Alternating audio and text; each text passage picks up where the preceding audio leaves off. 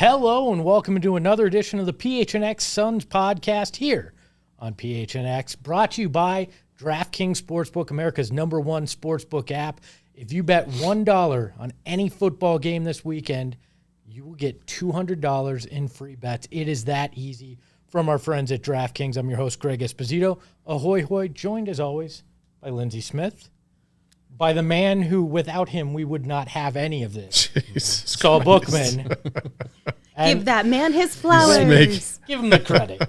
And nerd, Gerald Bourguet. This is, I couldn't resist it. Sorry, Gerald. He's not wrong.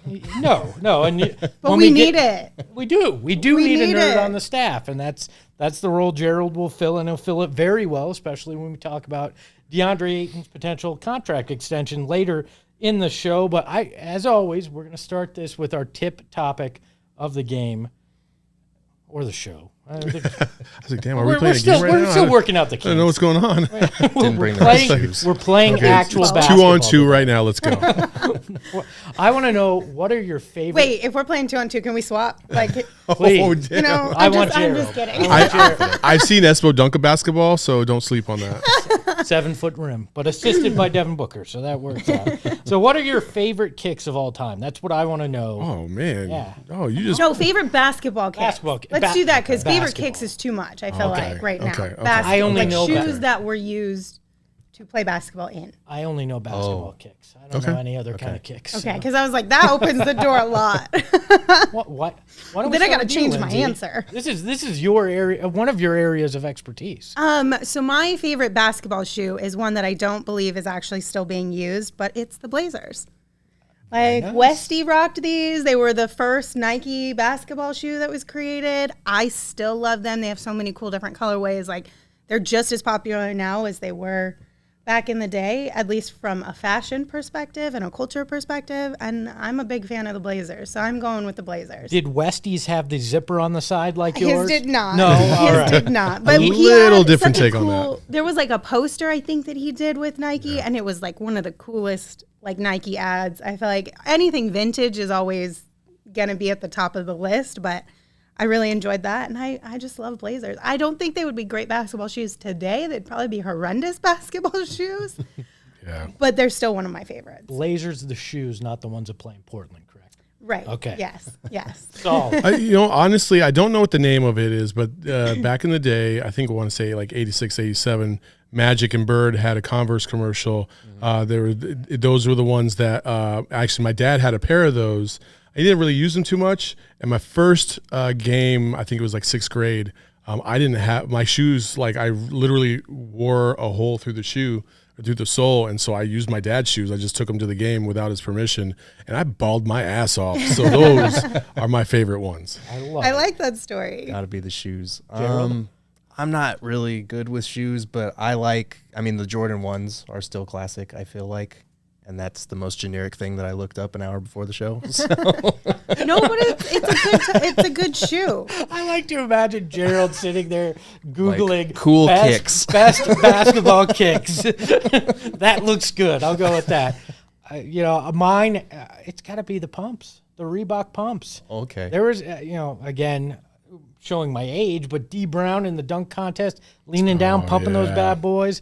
I then had the actual Shactus colorway ones that were the purple and orange that they released a few years ago. Do you know what shoes Ted Sabalas was wearing when he blindfolded himself? I do not. If anybody out there does, that's probably a good one. Do you know? I do not know. No, okay, I do not know. Hey, and also shout out to Ted Sabalas. Hopefully he's going to pull through this. I know he's battling COVID and he's in the hospital right now, so prayers up to him. Good vibes out there. Do you guys want to take a guess which players' signature shoes, not just singular, but they have multiple shoes, dominate the NBA today? It's got to be Kobe's, right? Yeah. Who's second? I looked this up last night. I was like, KD? No. Care to guess? I'm going to say Kyrie's. Yeah. Kyrie Irving. He's got the second with 49 players wearing his shoes. Nice. Wasn't Kyrie the one that did the special edition cereal shoes that were like after actual cereal, like Fruit Loops and stuff? I don't know know, but I would rock some of those. If you know, hit us up in the chat. We want to know what your favorite basketball kicks are as well, and you can tweet it at us too at PHNX_Suns. We want to hear your answers. It's 2K Day, everybody. Did you know that? I forgot the cake to celebrate. I never forget the cake. I always know where the cake is. Joshua Lefferman, by the way, says the Lucky Charms. They were Lucky Charms. Okay. That's right. There were the Kyrie Lucky Charms. Thank you.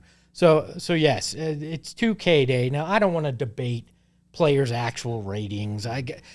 So what? It's some mathematical algorithm that's determining things. I don't care who was ranked what. But what I want to know is if you had a personal 2K rating, what trait would be your highest score, and what would that score be? You guys go first. Nobody wants to go. Would it make hard. you feel Go ahead, better Gerald. if I go with mine? Yeah, first? you go first. sure. Go ahead. There you go. The easy one is my snark would be 99. Okay. I think that, but self-deprecation is very close at a 98. So those are my skills, and basketball skills, all 35. 35s. Yes. I mean, I would probably say I'm a little bit of a degenerate in this regard. So I would say consuming quad shots of whiskey, I'm a 98. Nice. I'm the only person I know that's able to do that. We now know what we're That doing was a on thing in the post-game finals shows. for you, wasn't it? It absolutely was. That I was- actually or raised the some playoffs money maybe, for actually. I raised some money during the summer I set like a target goal against anti AAPI hate, and we got to the target goal, and I promised if we got there I would do 2 quad shots. So I had to do 2. I feel like I remember In a seeing day. that. Holy crap. That, That was a He took day. it like a champ too, because you recorded yourself doing it, I and did. it was like it wasn't even like a major cringe face afterwards or whatever. I was like, okay, Gerald. Man. Sorry, Mom and Dad. I think we now have to make some bets, and that's the payoff is Gerald doing some quad shots. I think that's fair. Non-game days only. He might need a day off the next day too. For me, I want to say patience, but we all know that's a 0. So I'd probably say persistence would be like a 98, 99, because I think I've bugged every single one of you about doing podcasts or some type of show or something that I wanted to do with you at some point in the last year or so. So I'm very persistent. You can ask my fiance. I don't think you give yourself enough credit on the patience rating, because you've dealt with me for a year and we're still together. Well, it goes both ways. I promise you that. I have no It's your patience, so I turn. can't be on that one. I think mine's going to be resourcefulness, because there's not like throughout my whole life, if I've never been able to like figure out how to or to do something, I'll find a loophole or a way to do it that might not be like the traditionally like the right way to do it or the easiest way, but I'm pretty resourceful in figuring out like if I want something, I'm going to get it and I'm going to figure out a way to do it. So I would say resourcefulness would be my top rated. Fabio in the chat said Espo's pass rating is very high because of the alley to book. Oh, the one video that there was one decent pass that I made. The man behind the Mac, Shane Diefenbach, I think has a 99 on mustache growing. I think he's our producer, and It's got to be pretty high. Dude, it's definitely very porn stash going. It is. 70s vibes all over the place it with is Shane. impressive. It's because my mouth is so small. That's the only reason. When I smile, it doesn't look You really that want short. to transition from porn to small mouth? Zero buddy? on the mouth size apparently in his ratings. We're gonna bring Sorry. Shane in from If you throw it up, man, I'm gonna My finish potential is really high. There. Fantastic. And we actually got him a mic this time, so you can Yes. hear him if you're watching or listening to the show. I actually thought Shane was about to say, "I'm a star. I'm a big, bright, shiny star." Dirk Diggler you got- references for life. I'm impressed. Show 2, we got a Dirk There Diggler we go. reference. There we in. go, yeah. What were the DraftKings odds on that one? Anybody know? And go. Go. No read. That was just an extra bonus drop for our friends at DraftKings. Power rankings, another thing that some people look at the same way they look at ratings for 2K. But a lot of the preseason power rankings or preseason, whatever you call early September in NBA world, have come out. Mark Stein has the Suns 4th overall. ESPN has the Suns 4th overall. CBS Sports has the Suns 3rd overall. Where do you guys look at where this team ranks in the NBA? Where do you think at this point they should be sitting in a proverbial power ranking? Honestly, I think 4 is good because, you're always going to have the mystique of the Lakers at full strength, and then they added Russell Westbrook, so you don't know how that's all going to shake out. But they got stronger. They got a little bit better. And then the Clippers with Kawhi coming back into the fold, if he does. I don't think he will be for quite a while, but if he does by the end of the season, that makes them a pretty strong contender. And then you just never know. I mean, I don't think anybody knows what to expect from Golden State this year with Klay Thompson back. If Klay Thompson comes back at normal Klay Thompson levels, and Steph is what Steph was last year, then that team is right back to where they were 2 seasons ago at contending for a championship. So the West is always going to be loaded. Then you have the Bucks and the Nets on the side on the East. But in terms of the Suns being the most consistent out of any team in the NBA, I think that's the reason why you would put them in the top 5 for sure.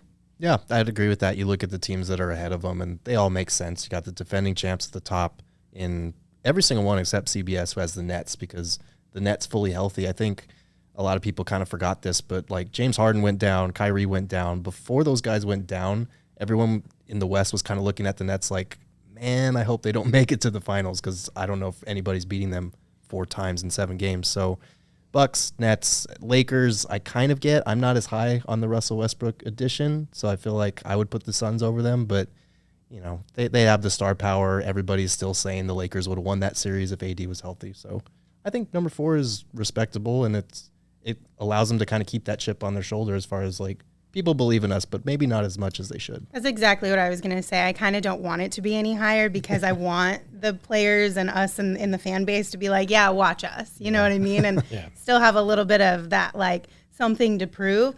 I do think having them at the 3-4 kind of spot helps with the Twitter trolls. I don't know if you guys have seen that as much as I have over the last couple months. It seems like there's a lot of fans from other teams in our timelines a little bit more than usual, which is to be expected when you make it all the way to the finals. But a lot of trash talk, which is cool. Like, we can have fun with it, but like, okay, we're not the only, like, this isn't a once in a lifetime, you got lucky, like, kind of situation. And we're not the only ones saying that now. Mm-hmm. So this kind of gives credit to the fact that, like, it's not just hometownerism. Right. The fans I don't understand, and I'll get to the rankings here in a second, but the fans I don't understand being in the Twitter mentions are the Denver fans. Yeah. Like, why do the Denver fans feel so emboldened to be like, hey, I want to talk trash because we didn't have Jamal Murray. You got swept. Did Jamal Murray really swing 4 victories for you in that? Jamal Murray is good as hell. I get it, but like, it was a dominant performance the Suns put on. It wasn't like, the Suns won in a close game in Game 7 where, one game Jamal Murray swings in a big way or something. That makes me laugh. For me, it's the Clippers fans all up in the chats because, if we had Kawhi. I'm like, well, you know what? You also had 50, 60 other years, and you still didn't get to the Western Conference Finals until this one. So, shut the hell up and get out of my mentions. I really didn't realize there were Clippers fans until they started getting up in our mentions. Right? My cousin is actually a Clippers fan, and I was like, and he was born and raised in L.A., and I every day I'm like, why? Why? Why would you like pick Why the Clippers? That's self-deprecation. Well, yeah, there. when you have the Lakers right there, why the Clippers? For me, it was Jamal Crawford. I just really liked him, and I was like, all right. We love Jamal Crawford here. Yeah. And then when he came here, I was like, okay, you made the right choice. Because it just, it solidified it, okay, Jamal's a great person, great basketball player, win-win here. He was one of the few things that went right for that team that year. Yeah. Rankings-wise, looking at it, I don't understand Lakers being ahead of the Suns, right? I understand the full strength argument, fine, but do you really? Does anybody here really like what the Lakers did that much this offseason? I think they actually have put themselves in a situation where injury problems are going to be an even bigger issue this year based on age and mileage on the guys they got. I think it'll be an engaging thing to watch, though. Yeah, that's what the Lakers are, though. Yeah. Every year they're the most captivating team in the league because they have so much drama surrounding them, and that's mostly because LeBron's there. Wherever LeBron goes, for some reason, there's always some type of drama going on, fair or not. It just happens with that guy. He's obviously one of the best players in the NBA, and with that team specifically, and this is where I might disagree a little bit, because of the LeBron factor and everybody possibly being at full strength. Now that you have 3 superstars, if you lose one, now you have 2 that are at full strength no matter what. And I think those series, fair or not, I think they get a little bit closer against the Suns than they were ultimately. So because we saw that, when they were down 2-1, you were like, we might be in trouble. And then AD goes down and changes everything. So if you had a Russell Westbrook who could also score to help out LeBron, that might shift things a bit. I wonder if Russell Westbrook is still a true superstar in this game, or if he's past that window. Nice piece, still a star. We've seen it in OKC, we saw it in Washington. I'm not sure he's not OKC in Houston and in Washington. I'm not sure he's that guy anymore. And at what point is LeBron not that guy? That's why I think the Suns should be at the lowest, 3rd in any of these rankings. I can understand, fine. The Nets, I get it. Young superstars, a lot of guys in their prime, and they loaded the back end of the roster. You can't rank the Bucks lower than 2 because they won the championship and they beat the Suns. So I don't think there's an argument for being above the Bucks at all. But I struggle with the Lakers being above the Suns based on it. But I guess we'll find out on the court soon enough what that all looks like. Do we think LeBron's done? And I only say that because if you looked at the last 2 games against the Suns, granted he was by himself, basically, it just looked like he didn't have that extra gear that he normally does. He didn't force his way to the basket. Again, he was kind of dealing with the remnants of that ankle sprain. I think it was the ankle sprain. So I'm wondering, was it the ankle sprain or was it age finally catching up to him? I think they kind of go hand in hand, honestly, because if you look at LeBron's career, the guy has rarely been injured until the last couple of seasons. And I think that's kind of part of it. His body is still I'm saying his body's breaking down and he looks better than I could ever dream of looking. But it's not, except for that hairline, baby. Oh yeah, the hairline. You're good. The hairline's great.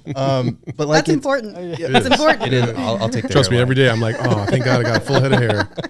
But yeah, he's not quite what he once was athletically. I think we're gonna start to see him rest a little bit more and maybe have some of these bang up injuries that a lot of guys get that he just doesn't seem to get as often. But I wouldn't say that he's done by any means, because LeBron without the extra gear is still a really solid top basketball player. So I feel like maybe he's not the LeBron we all know and love within the basketball world of being able to perform at that highest of a level consistently, but he's still going to be one of the top players, I think. Yeah. Well, I think it depends on what defense he's playing against. There will be defenses that just aren't good that he looks like LeBron. When you play against a defense like the Suns, which is top notch, he may look more like that guy that we saw in the playoffs than the guy we're used to. I think the Suns' defense deserves a lot of credit. Yes, the ankle injury played a role, but the Suns' defense was very good in that Lakers series. And with LeBron, I feel like that plays a big part in it, is that defense. And I honestly, I would have put the Suns over the Lakers for 2 big reasons. One, athleticism was a thing. The Suns looked like a more athletic team against the Lakers, especially after AD was banged up. And all summer, they just added a bunch of old dudes. Someone called them LAARP, because they're so old. I thought they should be called old. We need a graphic, Shane. And they can't shoot. They can't shoot. Call them the morgue, because all they did was acquire corpses this offseason. That's the other thing. They did not stack that roster with shooters. No. I don't care about Carmelo. All these old heads that are like, oh my God, I still love Carmelo. He can still score. Yes, he could still score. But the Suns coming off of a finals run, I just keep thinking about Mikal Bridges and Cam Johnson and their jump to this next level that I expect them to make, along with DA and the confidence that he gained from this postseason. It's going to be a tall task for the Lakers to be able to take down a team that's only going to get better with experience. I agree. Well, guess what? We all now can legally put our money where our mouth is on these kind of things and bet against the Lakers this year if we want, because Gambling is legal in Arizona, and our friends over at DraftKings Sportsbook, an official sports betting partner of the NFL, is here for you just in time for football. And if you put $1 down on any football game, you make a $1 bet, you're going to get $200 in free bets. It is that easy. I actually did it. I used it last night during the first NFL game. I won my first bet in history. And Wait, was it the Bucks bet? Yep. Yeah. well, I won that one. But okay. The Bucks did everybody not won lose that by one. 74. Actually, technically, I lost that. I said wasn't paying attention to what you said yesterday then. I said that the Bucks wouldn't cover that. So I won because I took the Cowboys +9, and it was nice. I actually won some money using that free $200 I got for that $1 bet I put down with DraftKings, and it's safe, reliable, and secure. It's easy for you to make the deposit and then make that withdrawal, which I'm going to do so I can take the missus out this weekend. I didn't win that much. We're only going to Freddy's or something for some fast food. I didn't win that much money. Don't act like I was a high roller. I'm going to take you to a fancy Mexican restaurant, baby. Taco Bell. Running for the border, baby. We're going to Taco Bell. All the sauce packets you want. I don't either. So $1 bet on What's any the over-under NFL game. on the days before divorce? There are many factors that go into that. The odds are great right now. $1 on any football game this weekend, you're going to get $200 in free bets from our friends at DraftKings. It's that simple. Download the DraftKings Sportsbook app now. Use that code PHNX to get that free $200 when you put that $1 bet down. It's that easy. Yeah, $200 free. I'm just going to keep saying it. That's a lot of scratch that you're going to get free for using that code PHNX this week on DraftKings Sportsbook, an official sports betting partner of the NFL. 21 and over, Arizona only. Gambling problem? Call 1-800-NEXT-STEP. Eligibility restrictions apply. Max $50 wager, one per customer. See DraftKings.com/sportsbook for details. And I need to stop trying to say that like they're Micro Machine guy because I'm going to trip over it every freaking time. It's a mouthful, but you did a really good job. And you know what? The other thing on this is if you guys are like me and you need a little bit of help in the gambling space, I don't know anything about it, we got you covered at gophnx.com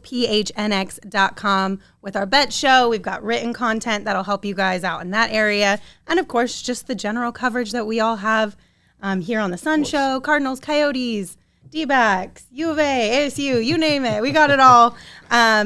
We even got invited out to a Phoenix Rising game. That's right.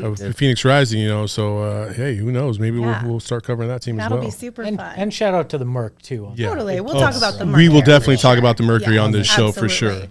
But if you guys like what we're doing and you want to support us along the way, just head on over to gophnx.com and become a member today. If you become a member, you'll also get a free t-shirt. We recommend picking the Suns one, but we've heard the Coyotes one is also a pretty hot, We got to beat hot the commodity Coyotes right now. We got to beat the Coyotes. Yeah, you can see all of the merch at phnxlocker.com.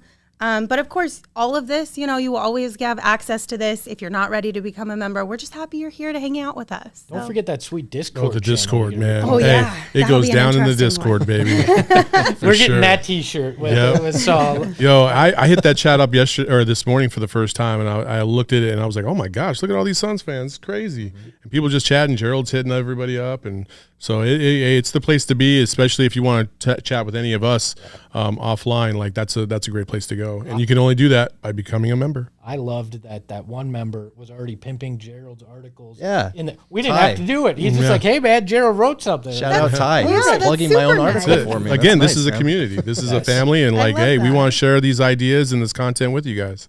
I heard Gerald's gonna open up his own room for Discord, so people can just come in and talk to him, and he gets Is it pretty gonna be crazy called? in Is it there. gonna be called the G room?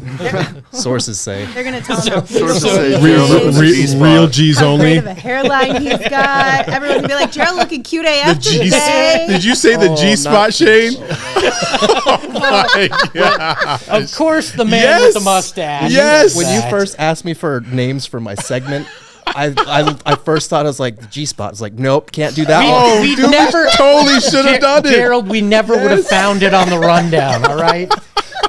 We never would have found it. Oh my gosh, that's hilarious.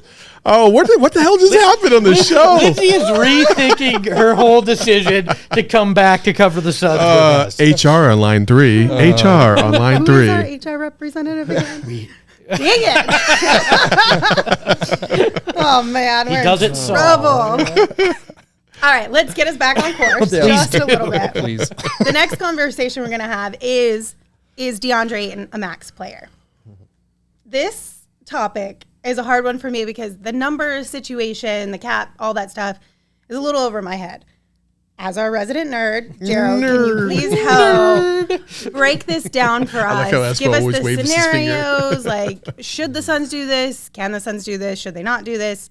Sure. Break it down for us. In terms of max contracts, and I'll try to make this as concise and easy to understand as possible. Talk to me like I'm 12. I know when I start talking about contract details, people's eyes like glaze over a little bit. So basically, if they're going to offer him a max, they have some options. They have a 4-year max, which would be $133 million, about that amount. But if you look at guys around the league, they're getting 5-year max deals, and there's a huge difference between what the Suns can offer between 4 years and 5 years. So Ayton's people are going to push for 5. A 5-year max for Ayton would be 5 years, $172 and like $500,000, basically. And that is a deal that not a lot of guys get. Like you look around the league this year, it's been Shai Gilgeous-Alexander and Trae Young, and then Luka Doncic got a full 5-year max for like $207 million because he qualified for different All-NBA parameters that were set within his contract. So he was able to get a little bit more, but it's basically the same, what's called a designated rookie max extension, that 5-year max. Deandre Ayton, you can make the case that he's not quite in that same caliber of player as far as creators, and we'll get into this obviously. But they can add escalators as well to his 5-year max. Like if he makes the MVP, if he wins MVP or Defensive Player of the Year or gets an All-NBA selection, then it can jump to between 25 and 30% of the salary cap. So that $172 million is basically 25% of the salary And cap. that's why Devin Booker maxed out at 158. Yes. Several years ago because he had never made an All-Star game. He never had a All-NBA selection, stuff like that, right? Right. And the max that you can get is dependent year by year based on what the salary cap is. So Devin did sign that 5-year 25% max, but the cap wasn't quite where it is now, so it's a little bit different. That's why Ayton's money is going to go up a little bit. Are there elevators too, or just escalators in this? I feel What the fuck kind of question was Dumb that? question. I had to think, and then I was like, This is already complex enough. We're throwing curveballs in there. Airport joke. People want to get to that money faster. They want the elevator, not the escalator. All right. Yeah. So basically, what you need to know about this is you can't offer DeAndre Ayton, quote unquote, a little less than the max if you're giving him a 5-year deal. And this is something that David Nash of the 4-Point Play, love him, pointed out on Twitter, is that if you give him the 4-year max, it's 133. If you give him the 5-year max, it's automatically 172. So there is no in between. That's a difference of $40 million. So that's why DeAndre Ayton's people are going to be pushing for this 5th year. The question is now, and I'm going to toss it to you guys because I know eyes glazing over with the numbers, but is he worth that 5-year, $172 million deal that historically doesn't get given out to a lot of first-round rookies? You know, man, I'm conflicted because I've followed DA since high school, and I've seen the potential. And if this year hadn't happened, I think no way in the world would you ever even consider something like that. Mm-hmm. However, this contract could set the tone for the next one. And you got to figure DA's got at least 10 years left to play.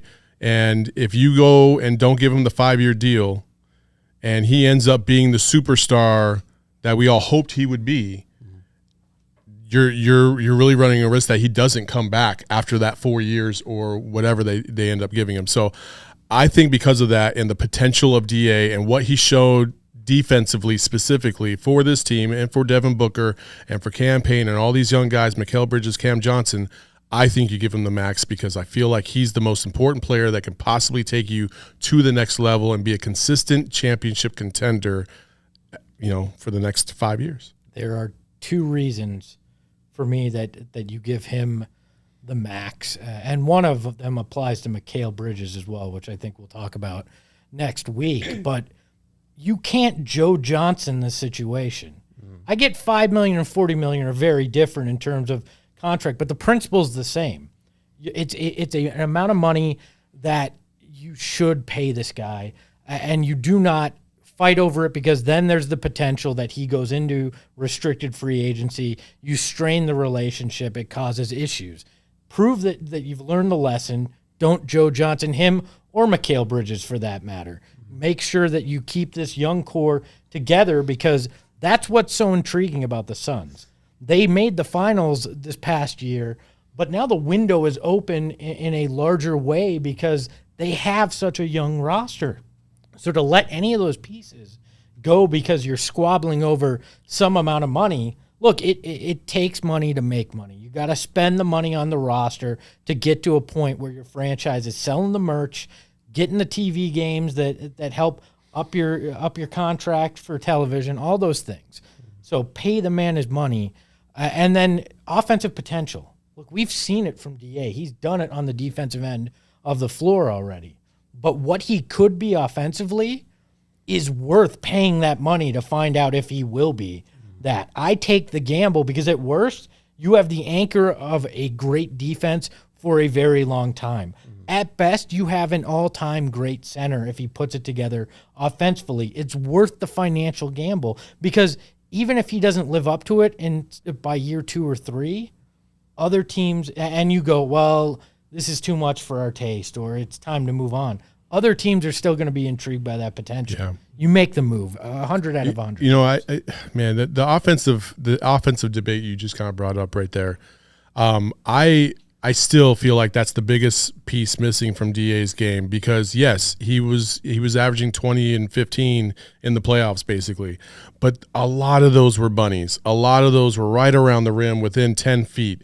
You know, you didn't see him really shoot that mid-range jumper that much. He hasn't extended his game to the three-point line, even though I know he's working on that. Like, I've seen DA hit like 15 in a row from 3 in practice, like with ease, and you're like, why doesn't he shoot those in the game? Like, he has the ability, he just doesn't really get that's not part of the offense. That's not part of what they're really trying to enforce in his game yet, but it's going to have to get there if you're going to pay this guy, or if he's going to realize his potential. DA is a freak athlete, yes, but there are a lot of freak athletes in the NBA.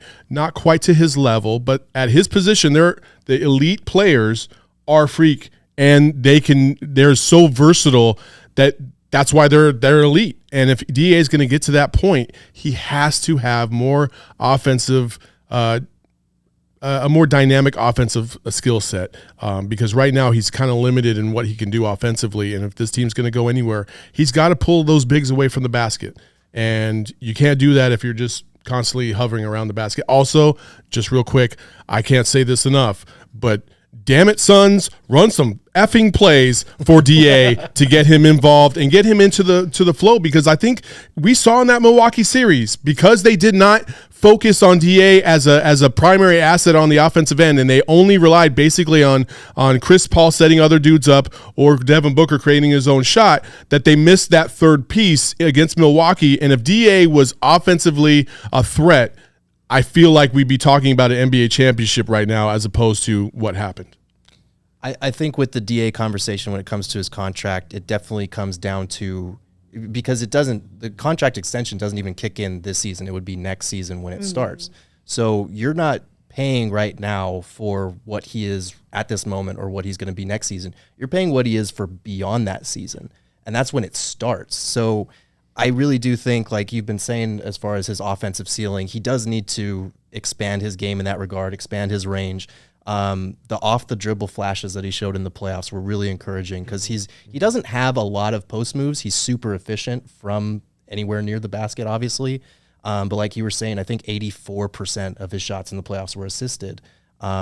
He was really efficient from there, but he doesn't have kind of these go-to moves that you need to be this kind of max player, especially if you look at the other guys that have gotten max deals in the last few years. So I think it's one of those things where you are overpaying a little bit if you give him the max compared to the normal players that get these kinds of deals, but it's not some egregious overpay. Like Andrew Wiggins is the one exception over the last 5 years that got this deal, and it looked terrible. Yeah. So I don't think Deandre Ayton's headed for that territory, even if he's just an elite defensive big who's a rim runner. That might be worth it just within the confines of this team because of what we saw them do And as they go along, he will need to expand that offensive game and take some of that pressure off of Book and an aging Chris Paul. But I think it's worth it. Isn't there another angle here? Doesn't the TV deal get redone sometime during that? Which means the salary cap will increase, but the percentage that Deandre Ayton's getting out of that salary cap won't. It's set based on when you sign the contract, right? Correct. So to me, that makes it even more of a no-brainer because you're going to get more flexibility financially. So you may actually look at that at some point if he does develop as a bargain because it's not as much of your salary cap as it looks right now. Which is what happened with Devins, right? Like, same situation. I don't know. I say give it to him. A lot of the guys in the chat are also like, it's not my money, so do it. I'm with you. It's not my money, so it's always easy when it's not yours. Yeah, well, for sure. I also think with Deandre, I think he's a really confident person. I think sometimes that can waver behind the scenes, like internally. I mean, everyone struggles with it. Let's be honest. You can be the most confident person in your craft, but at some point in times, you're going to be like, shoot, am I as good as I think I am? And I think giving Deandre the max will also give him a good confidence boost to maybe put him to the next level of like, now I have another thing to live up to. Yeah. I also have my organization behind me fully. They want me to live up to this potential. I need to work a little bit harder maybe, or just the confidence level. Like, they believe in me. Why shouldn't I believe in me? Like, let's go get it. For sure. And Chris Paul even said that after, I think, game 4 or 5 of the NBA playoffs against the Clippers. He was like, yeah, that dude just earned him a bag in this game. Like, because DA was every part of a superstar in that game to keep them in that game. Oh, yeah. And so Chris Paul knows. And Chris Paul, you know what, for as many times as people might point to Chris Paul and be like, he seems like he's kind of an a-hole or whatever, like Chris Paul helped develop DA to a point where he's approaching that superstar level, right? He's still got another jump to go, and I guarantee you Chris Paul is in his ear still. He probably all offseason. DA probably had to mute his phone at some points this offseason, like, bruh, can I just have a weekend in the Bahamas with my lady and my baby, please? Yeah. All right? This is like no, absolutely bruh, not. Like no, while you're down there, why don't you take a few jump shots? Like, no, calm down, Chris. You know what I mean? But like Chris Paul is the reason why this is even happening for DA, and he's even having the discussion. Because a year ago, I mean, you tell me if I'm wrong. A year ago, I think we all agree, like, he's not a max guy. He's not a max guy. And then before the playoffs. And then and then you got to talk about, you know, and somebody brought it up in the chat, like the whole Mikal factor as well, and how he factors into this money-wise and how you structure this. But to me, DA is the priority. Mikal is the secondary, part of this. And we'll get to Mikal another day for sure. We can talk about Mikal. The one thing I do want to say before we change topics is that if they give Deandre Ayton a max, which I don't know if they will, because if they were going to do that, it probably would have been signed already. But if they do give Deandre Ayton that designated rookie extension for the max, you can only have 2 of those on the roster. And so they already have one for Devin. They already have one for Ayton. Not that Mikal Bridges was going to make more money than Ayton, but it is important to note that, you know, unless if you're one of those people that's saying, just pay them all, just pay both of them, they deserve it.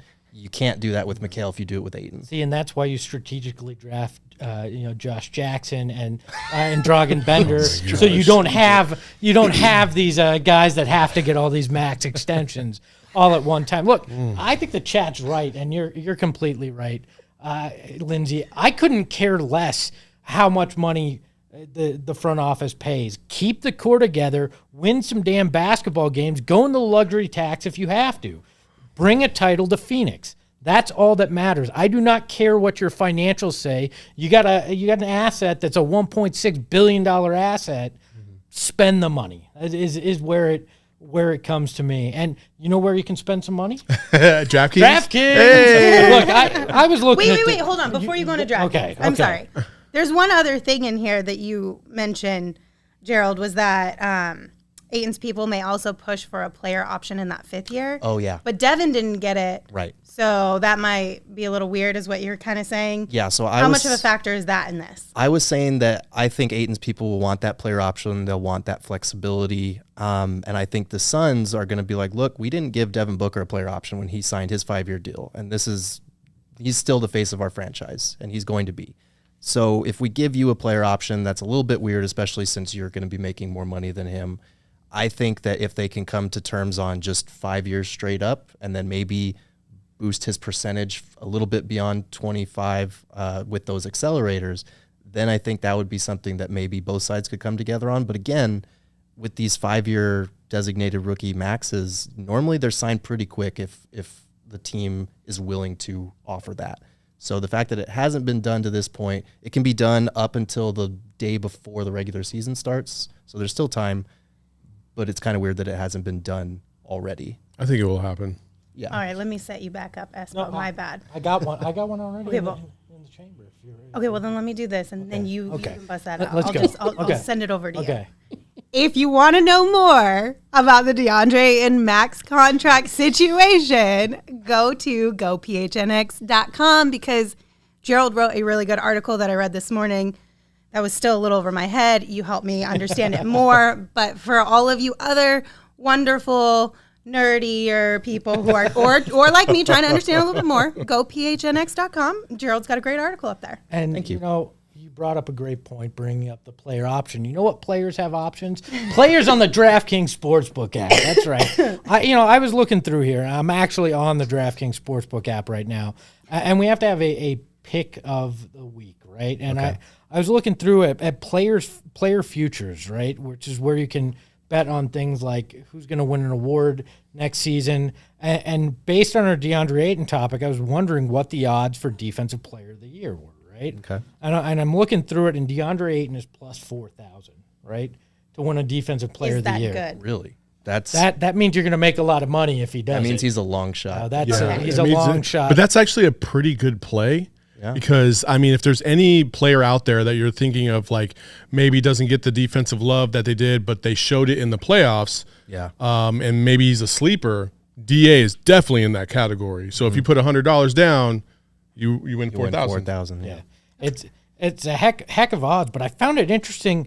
Mikal Bridges doesn't even make it in the odds. Interesting. Which is so nuts because everybody was so mad that he didn't make one of the defensive, I was defensive upset. teams because he should have. Julius Randle's on the list at plus 15,000. And Mikal Bridges isn't? I'm not seeing him. We'll get him added. Come on, we're going to talk to our friends at DraftKings, but I think it speaks to how well regarded DeAndre Ayton's defense is around the league, and with the odds makers as well, that he's on that list, and we're not seeing Mikal. I think my pick of the week is taking DeAndre Ayton plus 4,000 on Defensive Player of the Year. Now, we'll have to mark this and go back in like 10 months to go look if I actually make any money. Write that down, Shane. But I'm gonna be using that code PHNX, placing my $1 NFL bet, and then taking some of that sweet $200 for free and putting it on DA. If you put $200 down, then you win 8,000. Well, you know, And it's literally free money. Yeah. Like, you can't go wrong there. I need instant gratification, so I can't put all 200. my I can't sit here for 10 months waiting on get fired a up. Oh, $200 bet. All right, I got to get Oh, some my NFL action in here this weekend. So download the DraftKings Sportsbook app, use the code PHNX, and then bet that at least $1 on an NFL game. Get that $200. Thank our friends at DraftKings for that. We're gonna do something a little fun here. Yes. We're bringing back a segment. Don't worry, it's not Espo's big board again. You don't have to freak out in the chat that's been brought back. But Gerald, on a previous incarnation of a podcast of something I won't mention, back in your Valley of the Suns days, you had a segment on a show called G-Rated. Can you tell the people what G-Rated was about? Well, it was much better named than G-Spot for starters. And it was basically, every week I would bring up a TV show or a movie that I've been binging, especially because I started this podcast like during the pandemic, during lockdown. So I was staying in a lot. I was watching a ton of shows, and I was like, okay, I'm not really getting much engagement with this on Twitter. I kind of just want to be able to talk about shows that I like or movies that I like. So we're going to do this from time to time where we just talk about whatever the hot movie is or hot TV show.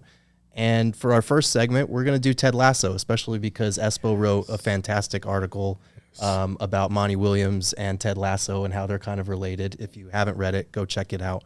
It was really good. But I just love this show. And I started watching it during the pandemic, like right at like peak depression levels, when that was kind of setting in. Yes. And I can't remember watching a show, like you watch comedies and they're funny, but this is just a whole different brand of like uplifting. And it just is. makes you feel better about humanity, which is what we needed last year, especially. I didn't watch the episode this morning, but I'm all caught up otherwise. I saw on Twitter it made somebody cry. Oh gosh, great! Fantastic. Prepare yourself. Like half the episodes have made me want to cry. This season especially, they've been. It's been pretty tough, you know. Like, but like that's what I love about this show. Like Ted Lasso is just if you don't mess with any type of television show, Ted Lasso should be your introduction into TV series because it just feels good. And it gave me the excuse to use the line macho dickheads in my first column with PHNX. So it was awesome. Look, I enjoyed it. I held off for a very long time on Ted Lasso because it's based on a commercial for NBC Soccer. Like, do I really want to watch Jason Sudeikis doing that for half an hour? So I love Sudeikis too, but I was like, it was a commercial bit. Can he really make this a series? I was so wrong. And then I realized that it was by the creator of Scrubs as well. Oh, I didn't know that. Executive producer, which hit home with me. So if you haven't seen it, I'm giving it 5 G's, whatever we're rating. Just 2 out of 10. Out of 10? Yeah. 10 G's I'm giving it then. If should have specified stars or something. Yeah. We're giving it 10 Gerald heads, all right? No. That's what we're giving it. I haven't watched it, but everything I've heard, I need to watch it. It's on my list of things to watch. I just haven't really been watching things the last couple months. I've spent majority of my entertainment time on TikTok, which has been really entertaining and fun. Like, I love TikTok. But it is on my list of things to watch. And I did read your article, and I thought it was kind of a cool concept because I didn't know anything about it. I just heard everyone talking. I'm like, what is this show? But your article kind of breaks it down a little bit more that it's like you said, you don't have to be a machismo. You don't have to be a jerk in order to be a good, effective coach. And obviously, Monty has used that in a way that has resonated really well with his players. I mean, we see them constantly praise Monty, the way that he does things, talk about the fact that he cares about them as people before players. And I think that's something that's kind of missing in sports in general. So whether it comes from a TV show or actual like real life coach in Monty Williams, it's needed. Like, why can't we be caring about our players as human beings? Like, is it just, I think, I'm not trying to go off the deep end here, but a lot of it I think is just kind of our societal norms of what we've dictated each gender and each area of the world need to be like. But it doesn't need to be like that. It doesn't. You know, and funny enough, I actually made a post on LinkedIn today talking about that very thing, about leaders.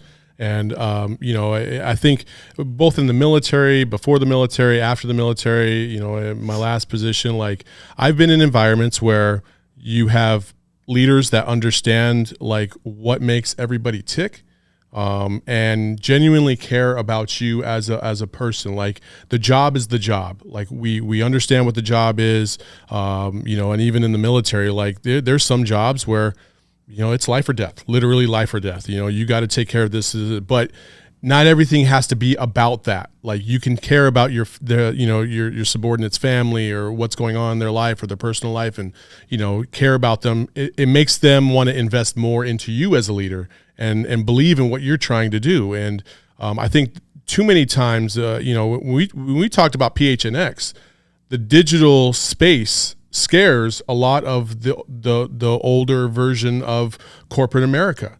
And it scares them to the point where they either just disregard it completely, or they just are so entrenched in how it used to be, and it affects people. And that's why you see such a mass exodus of people that got a taste of home life, working from home, and they said, I don't want to do it anymore. I don't want to go to the office anymore. I don't want to do this. Like, you got to care about me as an individual. And that's what I love about Monty. He cares about his players. He's been through some effed up situations in his own life, and he's come out and he's learned from those experiences, and he's been able to pass on a message to his players that really, you know, resonates within them. And that's why they'll do whatever he says, because they love him as a human being, not only as their coach, but, you know, as a man. Yeah, and season 2 of Ted Lasso has taken some heat because, it's not as good. Whatever. I think it's because they're diving into just what you talked about. Absolutely. Right. The actual human element of all this, Absolutely. the flaws that people have, and how you become better leaders. And there's multiple members of the coaching staff that talk about that. And I think Monty's very good at driving people through that and helping them grow and finding that within them. So you can't appreciate the good things in life if you've never gone through anything bad. Right. And when you watch Ted Lasso and he's got such a great demeanor and a great disposition, but deep inside he's still dealing with some things that are effed up and he can't get past. And so like when you see him going to the therapist and finally talking, like that's something that I think everybody can identify with. Like on the outside, when we come to work, we try to put on our best face possible. We try to be, cordial to our teammates and the fans and the community and stuff like that. But you never know what somebody's going through on a day-to-day basis. And Ted Lasso is kind of bringing that to the forefront because he's got some deep-seated issues he's got to deal with, just like the rest of us.